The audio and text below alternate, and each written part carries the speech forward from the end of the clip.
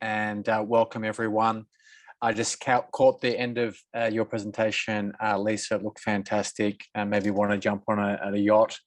It looked very fancy, smancy indeed. For my presentation, I don't have a lot of pretty slides, but what I do have is a solid piece on overview of the book industry. So why you should write your book, some of the advantages of having a book attached to your expertise and your business, a little bit of overview on how you start writing your book, like where do you actually start, and have some tips on promoting as well. But the book industry, there's something like 202 million books published each year. That's an extraordinary amount. It's over 2 million books, and a lot of those are published, self-published as well. I'm also going to go over what's the best way. Should you self-publish or should you actually look to go through traditional publishing? So that's another thing I'm going to cover. There's more than 650 million books sold each year. So that's an extraordinary number. And that number is going up, you know, and I think having digital books and also audio books has helped that as well. I think it was 2019, the New York Times published an article stating that it was 20% of the population had expressed a desire to publish a book. Now, I think it's only 15% of those people that actually have published that book. So there's a little bit of a gap there. But why writing a book is good for your business. So it enhances and diversifies your marketing. It's a really good way to state your expertise, and also enables you to get clarity on what your expertise is and how you help and serve your clients. So that's the ability to demonstrate your expertise. Also to develop a mailing list. So having a mailing list, marketing.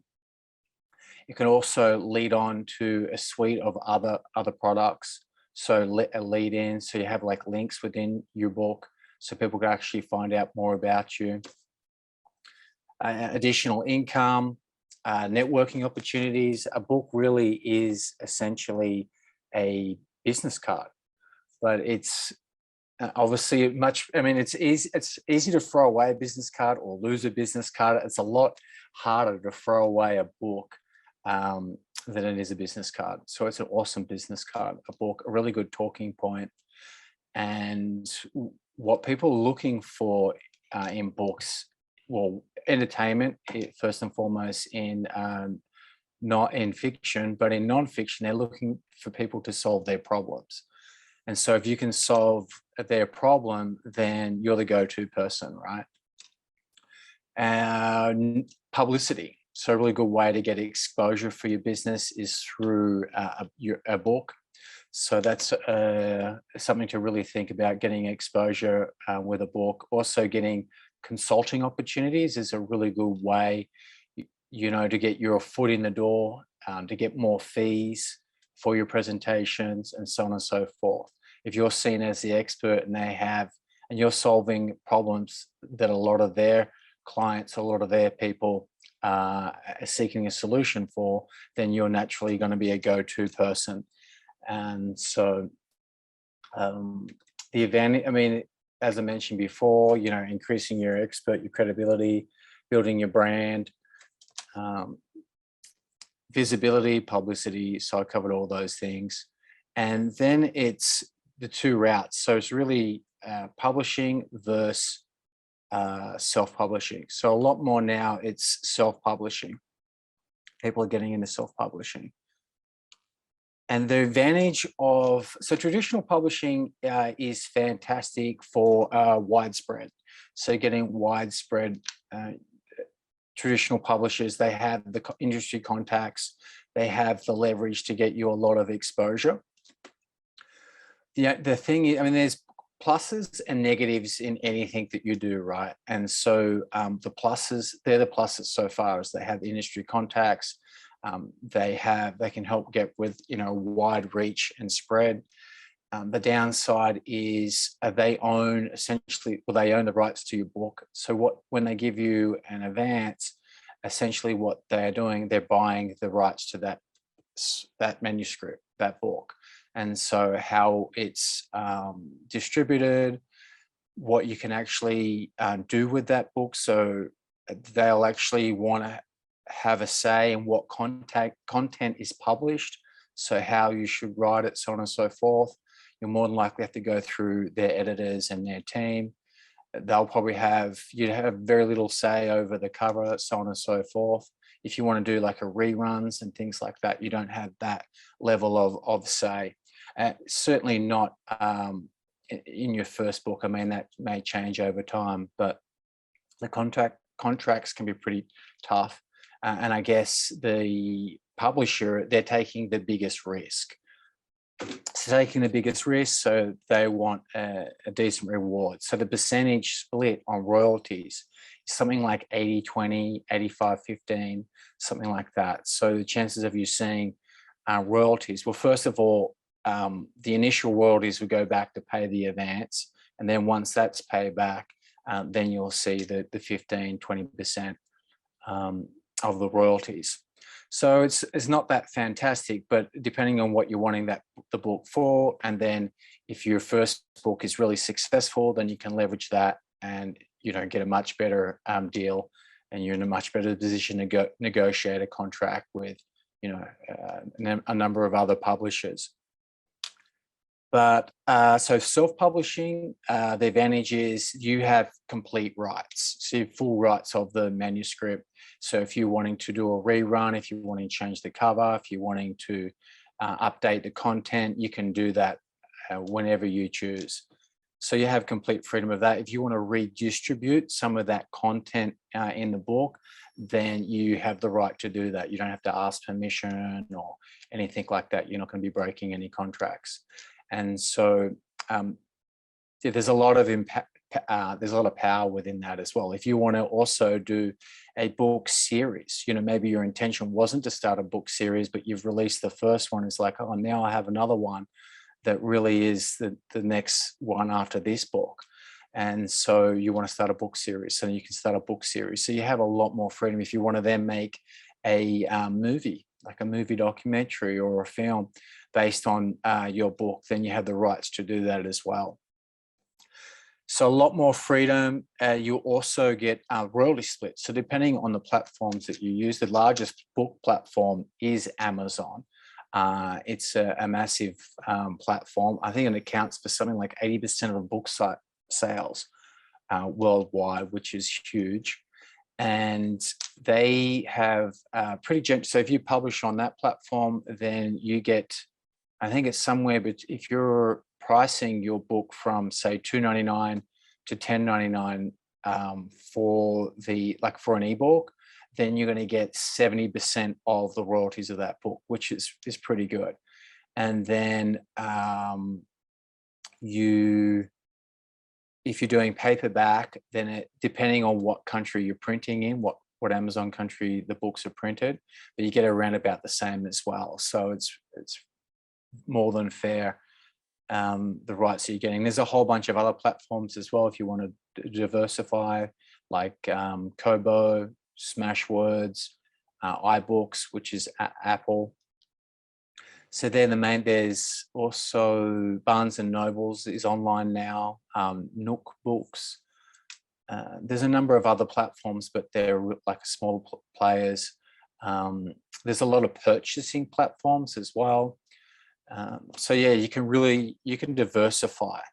And I guess, that would be the upside of self-publishing. And also, you have a lot more control of different promotions that you want to do with your list. The downside would be, I guess, marketing. I mean, if no one knows about your book, then you're not going to get any sales at all. And I think on average, a self-published book does around about 250 in sales, copies sold. So they're like family, friends, that sort of thing.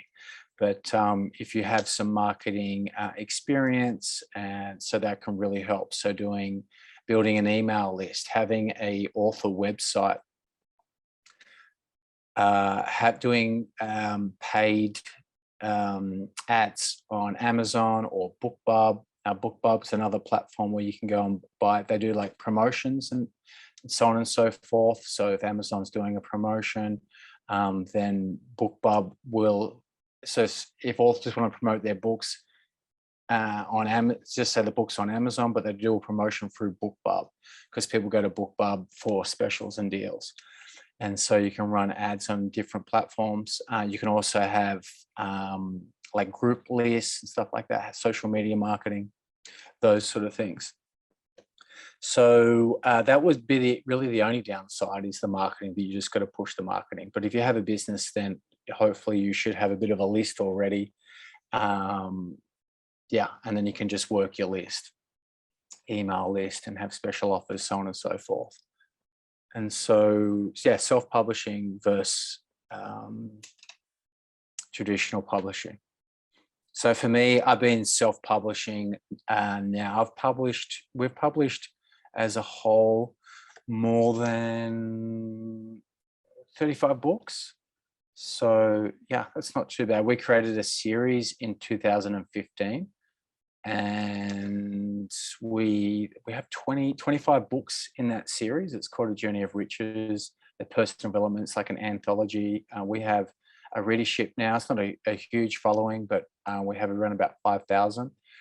We do, around about 2,000 to 5,000 copies at launch time. So that's in a 2-week period. So that's pretty good. We use not only lists, but we have Facebook groups. And so we do a bit of social media marketing, and sometimes we do a little bit of ads, but most of the time we just use our list and social media. What else? Books, so the book series. And so I've collaborated with over 300 different authors from more than 30 different countries now, which is pretty big. I never thought I would be doing this at all. I organically got into books in 2014. I came to Bali to run NLP trainings for a US company, and they were based in Ubud. And then when that contract finished, I hired a mentor, and she helped me move my coaching practice online. And then she said, rather than be a coaching practice, then why don't you get into books? So that's how I got into books. Like if you're wondering, well, how the heck do I get started? It's a step-by-step process. Like how do I publish a book? And it really starts with the idea, right? Like what would your book be about? Who would your book serve? And one thing leads to the other, and before you know it, you've got a book series, and you're helping other people publish their books. And so it really can take its own momentum. But yeah, definitely starting with an idea is the first step. And so how to start your book. So I'm just giving like an overview in this session. And so you want to have obviously the idea, who's your book going to serve? It has to really be geared towards your avatar, like your perfect client, and the problems that you're going to solve for them. And really, you would elicit all this information in a mind map, and that would be for the whole book. And then you want to work out the chapters. What is each chapter going to be about? Why the information is going to be in that chapter? Like, what's the purpose? Who's it going to serve? What are the problems it's going to solve? What are the highlights, key takeaways, and lessons for the reader? Where do you want the reader emotionally in each chapter? What are the main stories and points that you want to share? So if you get clear on that 5 pieces of information, then it puts you in a good position. It gives you clarity, basically. If you have all that information in front of you, then it's easy to process. So, and yeah, and then it's a matter of just once you've got clarity on the content, then it's just a matter of, sitting in front of a computer and typing it. If you don't want to type, then you can actually just set it up as like a presentation. So you can set up as a presentation, and you can record yourself, and then you can have it transcribed, and then get that content edited and more into like a book format. And so that's a really good way of saving time and just doing like, I think the average person speaks, I think it's 50 words a minute. So if you do like a 2-hour presentation, you'll have around about a 50,000 word manuscript, something like that. But yeah, and then it's obviously, yeah, getting an editor. You want to make sure that it's someone that, yeah, is interested in that sort of content as well. If they're an editor that edits mostly nonfiction books or romance novels, then they're probably not going to be a really good editor for you if you're doing like nonfiction business style book. And so make sure that you get an editor that actually is suited to your genre and enjoys those type of books, because they're going to be very valuable and give insightful feedback. But a publisher is worth their weight in gold. So getting a good publisher is important. And yeah, then you want to get a book formatter and typesetter and stuff like that. So just taking it step by step. But a good editor, yeah, is where you want it, is a starting point. Then once you've done your book, then it's about promoting your book and getting your book out there. And so I did cover a little bit about that before. So making sure that you have your email list, having a social media set up, having a group, creating your own community. So then you can actually give like leaks or share chapters from your book. Yeah, they're excited and juiced to get your book before it's released. And so that's very helpful as well. You want to create the sizzle, so to speak. And yeah, that's pretty much it in a nutshell. And I think their books have been around forever, and they're never really going to go out of fashion. They've just changed, I guess, formats. Printed books obviously have been the traditional way, and then they've moved more into ebooks, digital format, and now really popular and is audiobooks. So it's essentially it's information and sharing that information. So do we have any questions? Jane has her hands up. Hi, how are you? Yeah, good, thanks, Len. Good. I actually have written some books. I self-published some, and then I had one that was, I guess, a hybrid publisher. I guess I'm asking you, you're right. I think, and even with the big publisher, you can't guarantee a book sells, just period, right? It becomes a platform, but you can't guarantee that the book sells. So I think that that's, what I found, right, is that, yeah, you can use it as your platform. But as far as yourself, would you consider self-publishing or hybrid publishing better than another, or what do you think? I think if depends, I guess, where you're at in your journey. If you've already published a book, then hybrid publishing. I guess the benefit of hybrid publishing is they will help you with editing, typesetting, like compiling, collating the book, right? So proofreading and things like that. So depending on where you're at with your business and how you are with time. So that will help with all that sort of thing. And then they can also help with the promotion. So, and giving you an outline of what they're doing with the promotion. If you're just self-publishing, then you would take care of all those things. Right. Yeah. And it's not, it's a learned skill, right? So it's not too difficult to learn those skills, but where do you have the time to do that? So it depends on where you're at with your business, or what your intentions are and goals with, doing your books. So what would be, I guess, if someone is new to the field, like Myra is so much fun. I think that I might write a book on resilience, right? So how would you do Awesome. that? Like, what would you, what would the steps be? You think I should do that self-published or regular? I guess that's my question. Because it gets expensive. Yeah, it can get expensive too. Yeah, absolutely. And if you don't have, if you do have a following, I mean, first I want to ask myself this question. Do I have much of a list and much of a following, and how many books can I move? Where am I at with my writing? Am I a natural writer? Does it come to me naturally? How good is my writing?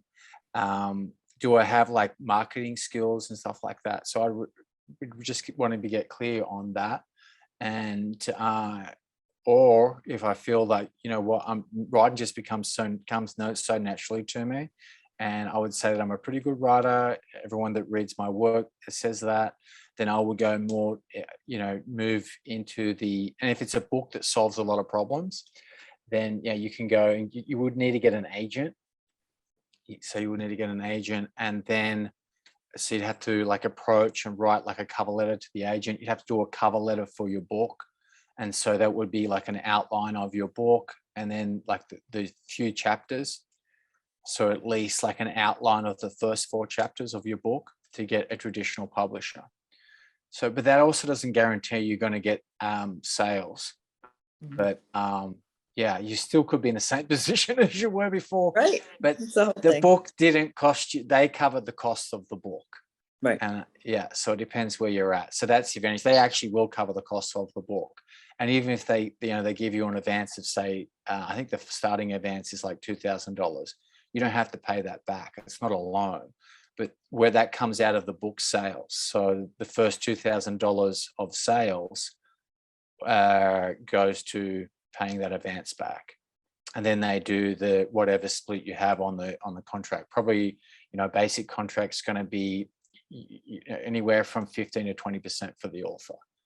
So per book. So I don't know if does that answer your question?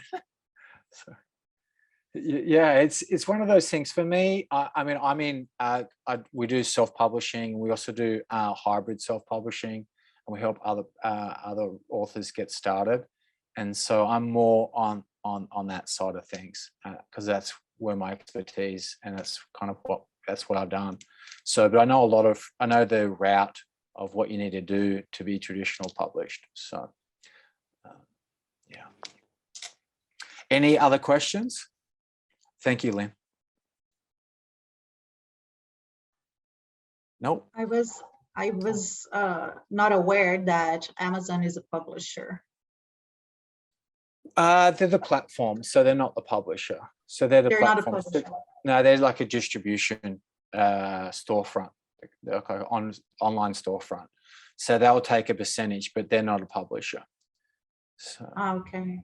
Yeah, so they would take, depending on where the book's priced at, but they generally take 30%. But the author, whoever publishes the book, so generally the author will do that and they will self-publish. And so that author will get those royalties.